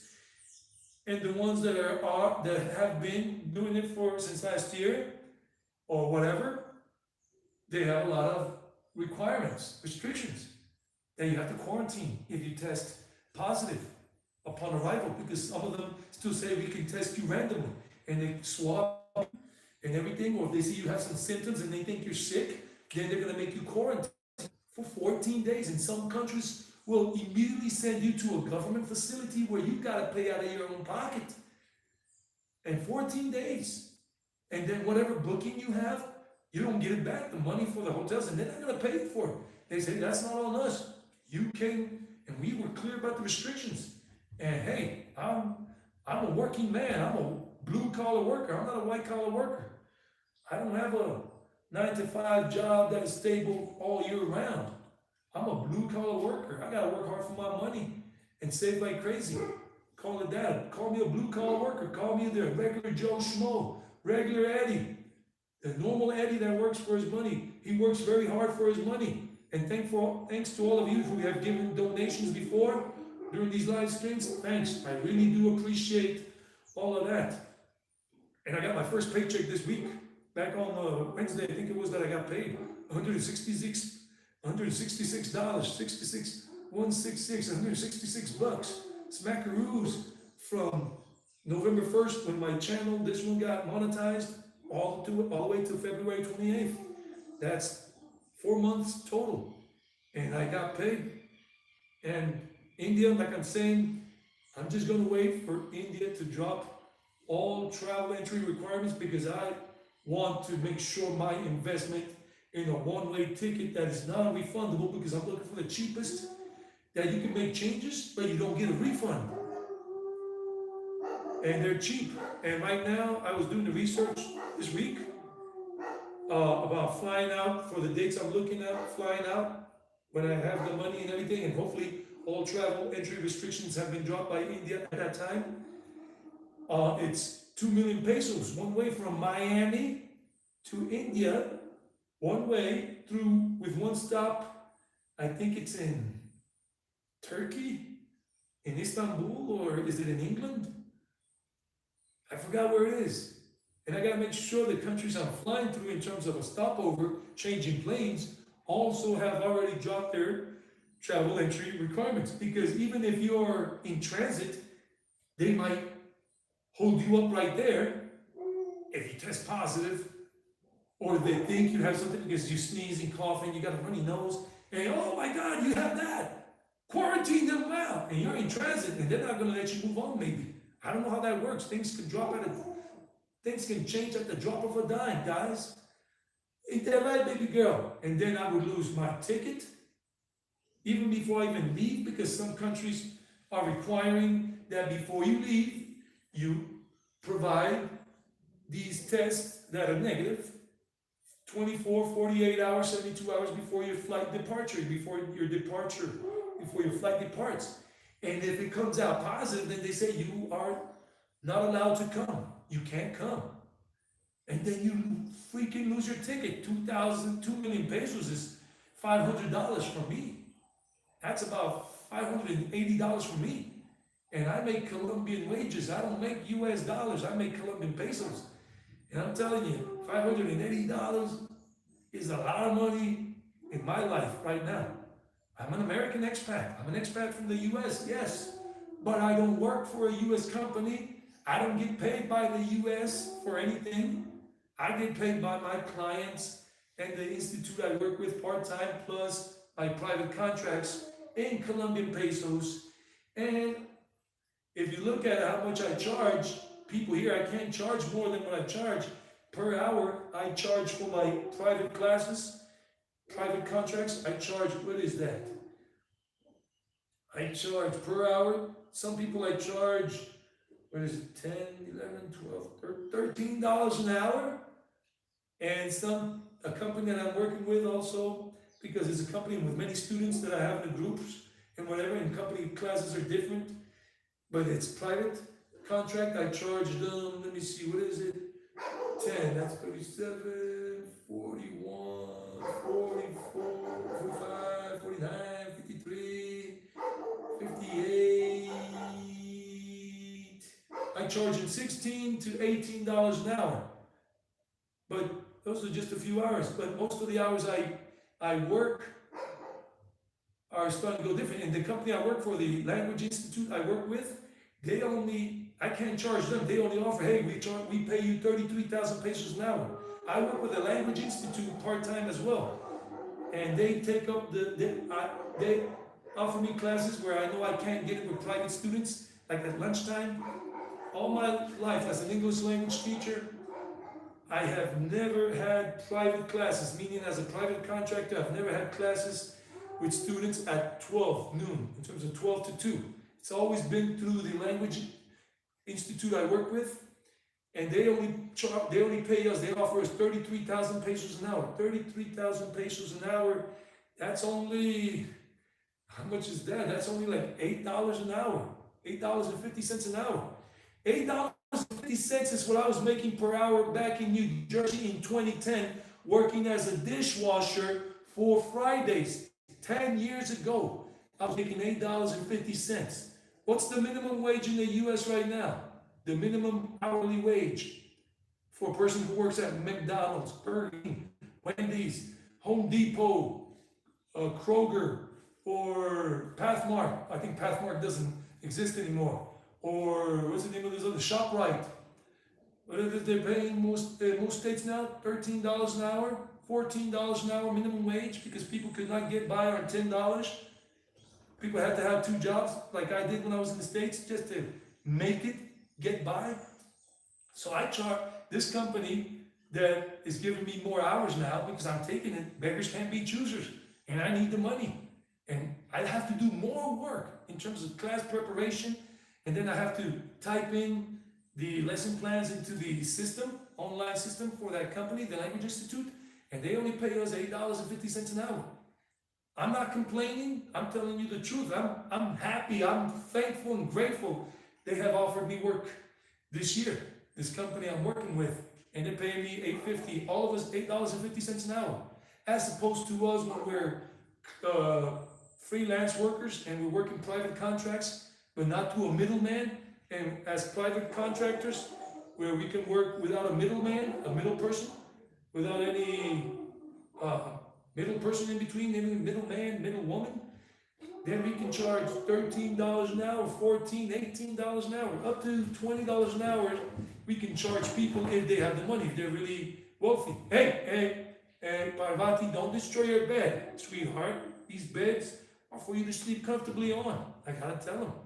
So, every penny counts, guys. I'm crunching the numbers. I'm doing the numbers. I'm, I'm, I'm gonna look at all my expenses that I had this month in March, all the way up till this coming Thursday, the 31st. And then next weekend, I'm gonna sit down at some point and see what I was spending money on and devise strict budgets for my home expenditures, expenses, in terms of the food I buy for my mom and me and the stuff, and keep it simple and the other stuff, so that I can save as much money as I can, so that when it comes time to apply for that 5-year multiple entry tourist visa, I have all the requirements. But I will only go for that once India drops all the travel entry restriction, meaning now I'm going to tell you this news now.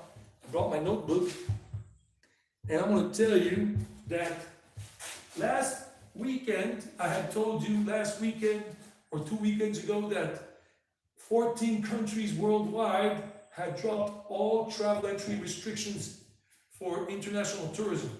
Now that number has gone up to 20. 20 countries as of today that I read on the website Travel Off Path. Travel Off Path is a website that talks about travel news and everything, and I get that on my feed notification. I saw the article this morning, I read it, and these are the newest countries this month of March. In addition to what I told you already, these countries, a total of 26 new to the list. Shanti, no, you cannot eat Daddy's notebook, baby. Hold on, sweetheart. So the newest countries are the Maldives. You know, the Maldives is supposed to be one of the best, the idyllic beach island destination in the world, the Maldives. They finally dropped all travel entry requirements. There's this guy on YouTube, his name is Nick Neiman. Nick Neiman. Nick, you know how to spell Nick, and Neiman is N-I-M-M-I-N, and he has this channel on YouTube where he helps just people who are just startups on YouTube with their channels and how to grow their channels in terms of getting more subscribers, more views, and whatever, and to avoid copyright claims and all these other things, and not to have your channel shut down, canceled, because you know how the cancel culture is going on right now, the cancel culture around the world, and a lot of channels have been canceled because they said the things they shouldn't be saying. That's why I'm watching my mouth, I'm watching my tongue, I'm watching my flaps, my gum flaps. I've worked so hard for this channel, I love my channel, and the other one too, so I'm staying away from the craziness. I want to continue and strive and go on, because the dream is for me and for these girls. And so I can buy this piece of land off my father, because I don't expect my father or my mother to give me some inheritance. If I did that, I would be an idiot. I'm not hinging any hopes on that. No matter how many times my dad tells my brother and I, this is for you and you, for you too, my sons, and everything, but my dad has his dreams about getting remarried again at the age of 73 with a woman and whatever. And then you know how those stories work. And if he remarries and everything, by law, she gets 50%. And if he sells the rest to keep up his wife and whatever, all of this is gone. So I'm going to work hard for me, for my girls, so that I can make good money from my 2 YouTube channels in a year or 2, 3 max, when I head off to India and Asia. And then I will make an offer to my dad after I pay off my bills, my debts with the banks. I say, Dad, sell me this piece of the land, this part of the property, so that I can secure this for me and for the girls, and all of that. And you could use the money, sell it to me. Sell it to me, name a price, and we'll negotiate. I'm not gonna knock you out or cheat you because you're my father. No, we'll do a commercial price, something that's commercial and that you and me agree on. And we're both happy, and we both walk away happy. And I want to buy this piece of land off of him with this little house. And then put it up nice and beautiful and make sure my girls are secure. Because I don't know what my dad's going to do down the line. And if he decides to go crazy, he's got 4 properties, this country house, plus 3 apartments down in Medellin. And one of them is, right now, he has it out on a loan. He took a loan out and he's paying monthly interest on that. And he's paid some of the loan off, but still has to part of the loan to pay off. And he's not getting any younger, so I want to be able to take this off his hands if he's willing to do it. I don't want to go look for another piece of land here in Colombia and then take these girls there. This is where they live. ¿Sí o no, negrita? This is the big one here. This is my girl too. She's my daughter. ¿Sí o no, Subhadra? Subhadra, who loves you? Subhadra, who loves you? Who loves you? Huh? Who took you in, baby girl? She had a brother. I went looking for the brother. I was told she had a brother, but we never found him. Because my neighbor, the one that's 80 years old now, she found this one when she was 78, and with her brother, a male doggy, they were puppies. She was much smaller. She was very small, half the size when they brought her here. And I went looking for the male doggy, never found him. Went a couple of times and never found him. Somewhere out in the countryside here on a dirt road, and I never found him. Maybe some people found him and took him in, or whatever, or he went somewhere else. I don't know whatever happened to her brother. I never saw him. But I want to make sure that this is secure, that I'm the owner, and I'll keep paying everything. But that's not going to happen this year. Maybe in 2023, maybe I'll hit it big time. Maybe I'll hit the pot at the end of the rainbow, like they look at the Irish next year in India and in Asia. Maybe I'll go viral there with Traveling Eddie, and I'll be making big bucks, like Press Your Luck, that old TV game show. My brother told me they brought it back again this year and last year, Press Your Luck. So I got one chance left, like the Eminem song, Lose Yourself. Look up the lyrics. You only get one shot, one opportunity. It's time to seize it and go for it, or let it go and die. And I'm pressing my luck.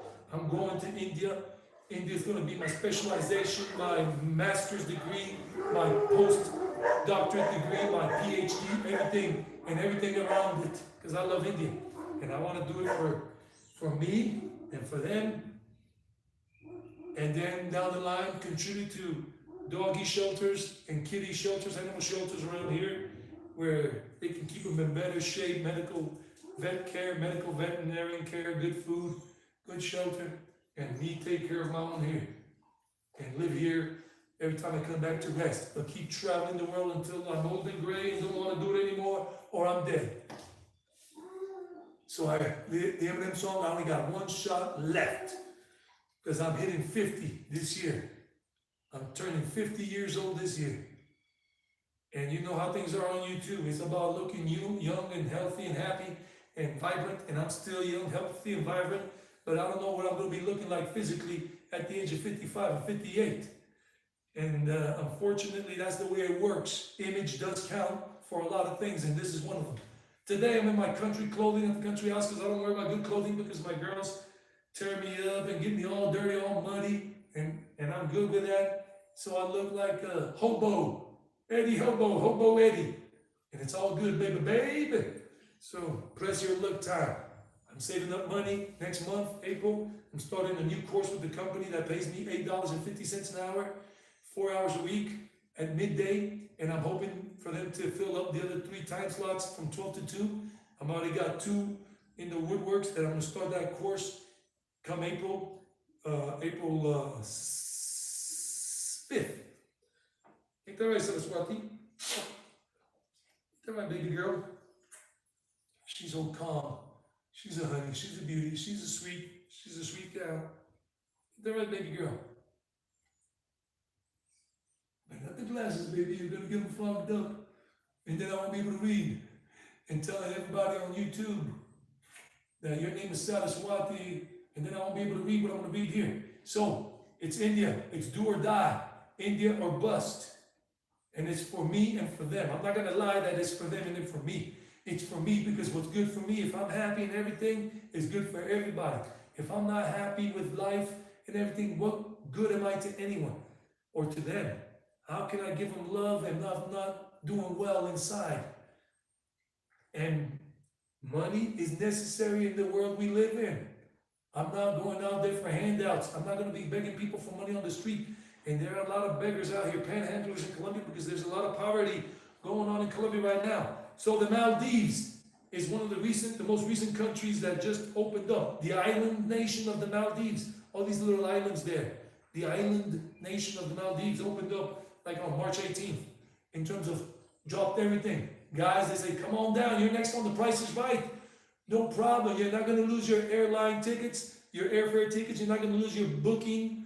What you paid for booking, you're not going to lose half of it. You're not going to lose anything. We're not going to get you to to stay at some government facility for 14 days because you turned up positive or you got some symptoms. We're not going to quarantine you. We're not going to turn you back. We're not going to turn you back at your country of departure, the origin of departure.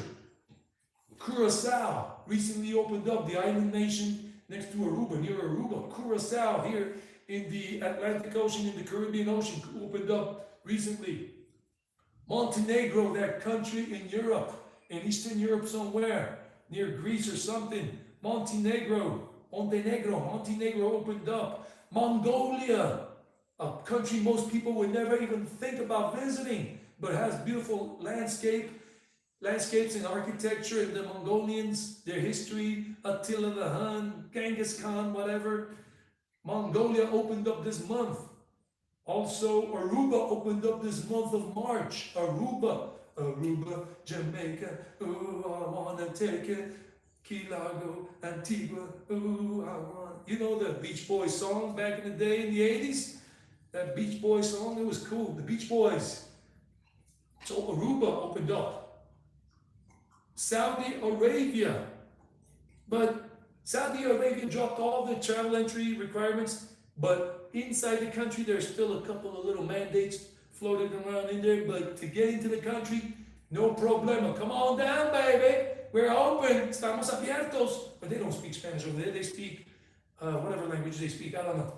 Call me illiterate, ignorant. I know a lot, but I don't know everything in the world. Romania, another Eastern European country, opened up this month in March. Romania.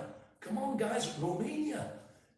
That's one of the countries I've been thinking about for some years, ever since I was a teenager. Not a lot, but I've thought about it a few times. That would be cool to visit Romania. No more travel entry requirements, restrictions. No more travel entry restrictions. Hungary opened up this month of March. And of course, you guys already know Ireland, even Jordan. Jordan with its beautiful temples, ancient architecture, beautiful culture. Jordan is a country that is gaining a lot of, let's say, the spotlight in recent years for tourism. Gabriel Traveler was there 3 years ago, before all this happened, out there in the desert and showing those beautiful temples and old city. Wow, Jordan there. Jordan. England and Ireland, you guys know already, we talked about that 2 weeks ago. England and Ireland and England opened up.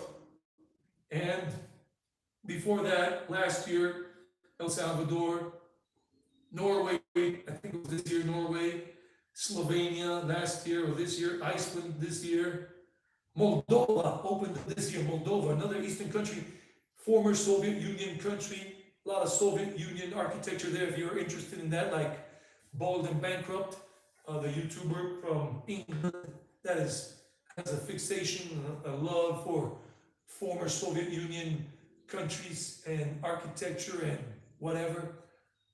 And he even learned the Russian language a lot. Me, I'm for India. I'm big on India. You know me, I'm learning Hindi.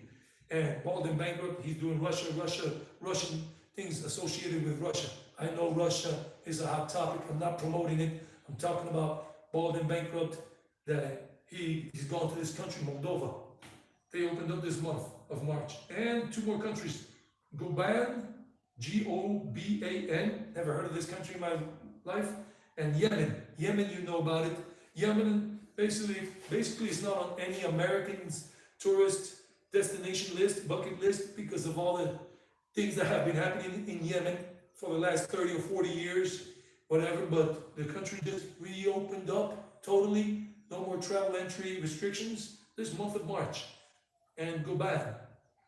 And of course, last month in February, Bahrain and Iceland, Slovenia, Norway, El Salvador, Mexico, and a couple of other countries. A total of 20 countries have reopened to the world. Let's go outside for a moment since the rain stopped. See what it looks like.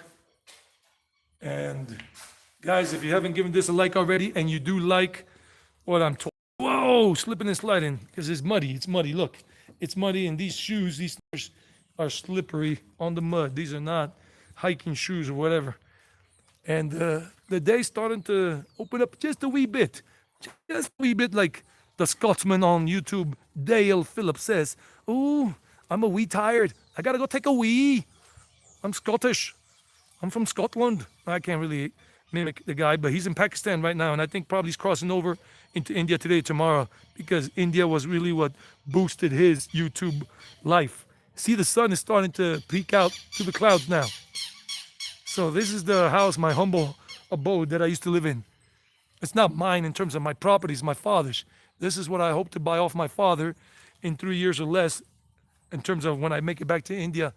Not right now, because right now I'm just making money to go to India. But as soon as I get there, when they drop all travel entry requirements, then I can go, because the money I invest on a ticket and the first month and a half bookings that I get, I won't lose, because the bookings, I got to book 2 months. So it'll look good on paper for them. Plus my ticket, one-way ticket paid for, and whatever else they ask for. Then I could show at least $2,000 in funds to fund my time in India and whatever for 6 months. And I want to buy this part of the property off my father so I can secure the home for the doggies, the girls that I adopted. The property is both that side and this side in terms of my dad's property. The main house right over there, for those of you who don't know. Please remember to give this a like if you like. If you don't like it, don't give it a like. So my dad's property goes all the way down past that little shack over there, goes down, but we only got it fenced off up to this point here. And the neighbors, we fenced it all up, my father and me. Back in 2019 and 2020, I invested heavily with my father. That's why I don't have much savings these days, much in terms of savings. Now the mountains, if you guys go back to the beginning of the stream, when we finish this today, if you want to see it, you cannot see the mountains over there. It was all cloudy, raining, and foggy. And now the sun is just peeking out. And you couldn't even see the sun. There was no sun. It was just raining. Right now, there's still a couple of drops falling from the sky on my head. Raindrops keep falling on my head. I can't remember the rest of the song. But it rained a lot. See the water puddle here? And my dad's property goes down past that fence right there, past that doghouse, down, and all the way to where that other structures are. Those structures are the neighbors, another property. But my dad's property borders that property, and that's a big property over there. And the doggies that I showed you here, 3 of the doggies, I adopted from that country house, from that property. That's not a country house right there. Those are just, I don't know what the hell they do there. But the main house is up there, up on the hill. And there's a little dog, like 2 little dog kennels over there. And that's where their mother and grandmother lives. She's from there. She's from that. And I adopted her from there because they offered her. And she's from too. Shanti is from there. Her sister Parvati, which is somewhere over there. And Saraswati. And her brother, Cirilo. Cirilo's coming right there. He's running right there. That's Cirilo. Cirilo is Saraswati's brother. Cirilo, he's a boy. And that's Max. And those are the other dogs here. But they're separated so they don't hurt or kill each other. So this is what I hope, you know it, I'm sharing it with you, what I hope to buy off my father in a few years, if possible, because I want to have something for myself, a secure home, a place I can call home, in case I need to come home and recover, rest, if I'm ill or whatever, don't have to pay rent and it's mine. I want to buy this piece of land, just this, that is fenced off here, all the way up to this fence, right here, so I can secure this home for them. So I don't ever have to worry about my father being stupid and losing his properties and getting them auctioned off by the government because he owes money to somebody and hasn't paid it back or whatever. He makes many bad decisions maybe. We try to give him as much good counsel, advice as possible, my brother and I. And I want to buy this piece off of him and half of the parking lot up there so I have access to have my future vehicle here. But mostly it's for me and the girls. I don't want them to be out and everything. And this is the septic tank that I had put in. So my father and I, we invested heavily, a lot of my savings and his savings at that time to get this all fenced in. when I came to live here. So the doggies I was going to bring from Medellin that I never brought up, that belonged to my cousin, could live with me, but that never happened. But it benefited these doggies that I never thought I was going to have. And her, she used to live on the other side, but 3 of the dogs went to war with her one day, almost killed her. I had to save her. I was living here initially, and this one had always lived here, but she was always locked on the second roof there, second top floor there, was always closed up there with Max the Labrador that has that thing around his head because he was operated on 3 weeks ago, and they always had them locked up there. My auntie, who used to live here before when it was her property with her husband, and they would keep them there locked up all day on that terrace there that is now roofed up. And they would only let them out for 3 hours every day while they closed or chained up the other dogs that were against the female, against Venus. Basically, they were against her. They would kill her. So they would only let her out, and these fences didn't exist before.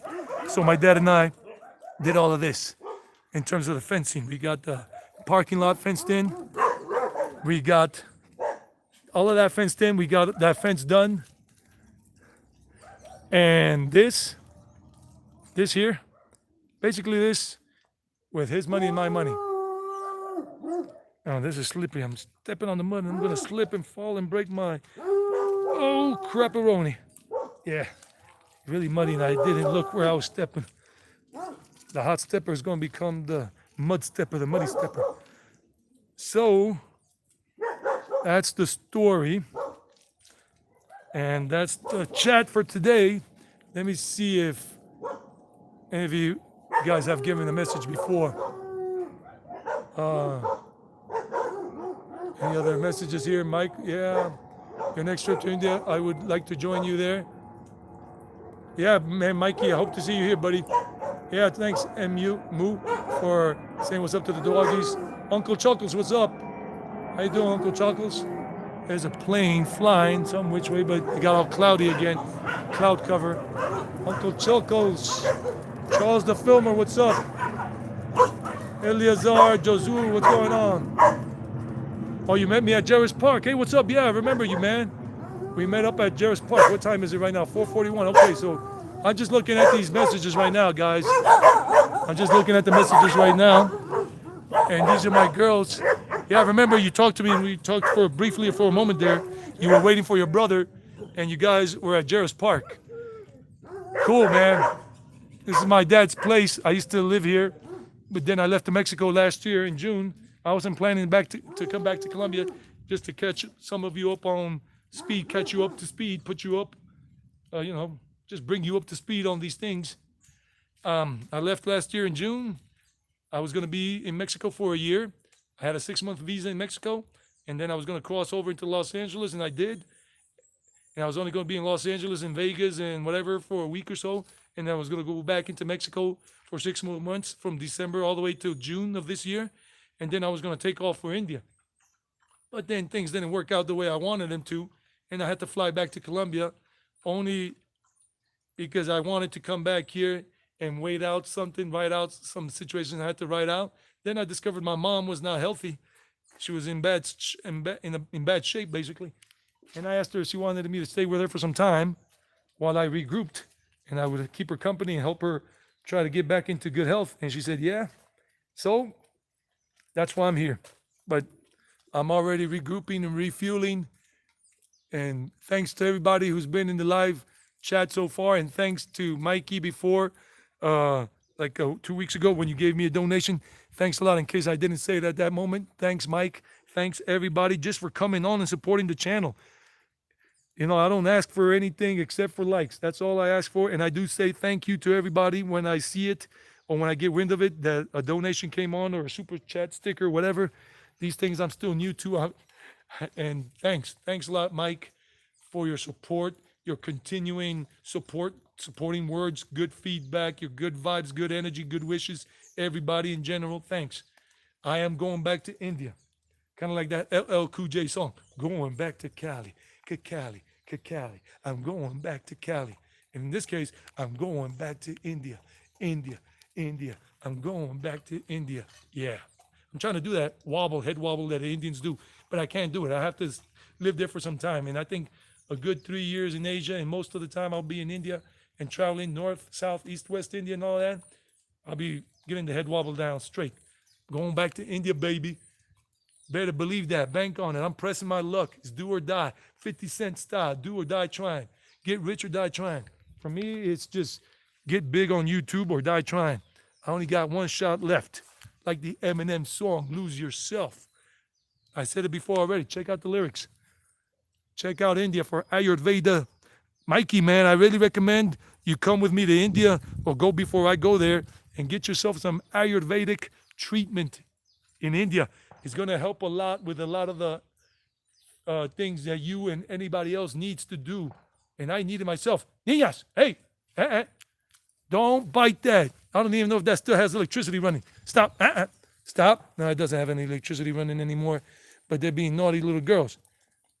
I thought you guys had agree with that. No, Shanti, Shanti's peace. Shanti and Parvati. Parvati and Shanti. Girls behave. Pórtense bien pues, niñas. Venus, you're the 10-year-old auntie. Hey, Parvati. Girls are being naughty. I gotta find some of that cement cinder blocks and pile them up there so they don't bite that. But they already bit it, but it doesn't have any electricity running through it. But I just don't like them being naughty. And they've been very, very well behaved since they've grown up now. They're teenagers or whatever you want to call them. Teenagers in love. Let me see what's going on in the chat.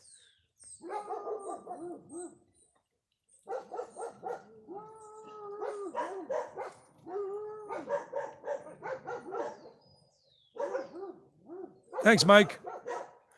You have a good one too, buddy. Have a good one. Stay blessed. And Elazar Josue.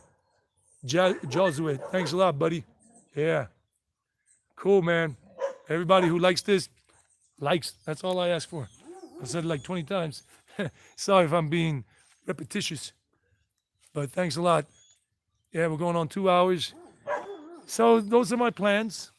And I talked about Ayurveda, whatever. Rain check on the mountain thing about going up to the mountain and seeing Copacabana. Hopefully next Sunday we can go all the way up there. All the way up the mountain. It's an hour hike from here. And when I get up there, if the weather's good, weather permitting, rain, that's cleared, then I'll go up there and we'll do a live stream from up there so you can see a nice sunny day on a Sunday. And if not, then Easter week is coming, the Easter break for Colombia. It'll be from April 9th. I'll be off from April 9th to April, 14th, 15th, 16th, 17th. I'll be off, and I'm planning to come here 4 times to the country house to be with my doggies, my girls and my boys and whatever. And then on one of those occasions, I hope we could do a live stream, if not this coming Sunday, so that we can see how beautiful it looks from the top of the mountain, this side of the mountain, all the way there, that looks down into the valley of Aburrá.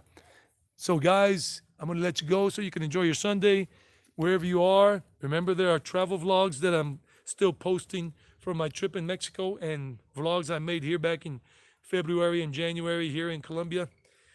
I'm not making any more now because I had so many, and I'm just going to let them run out until June. They're still here. If you want to see things on Mexico, cool vlogs I made there when I was in Mexico, in Guadalajara, and in the metro there. And even one vlog is coming up from India, from my trip to India when I was in India 3 years ago.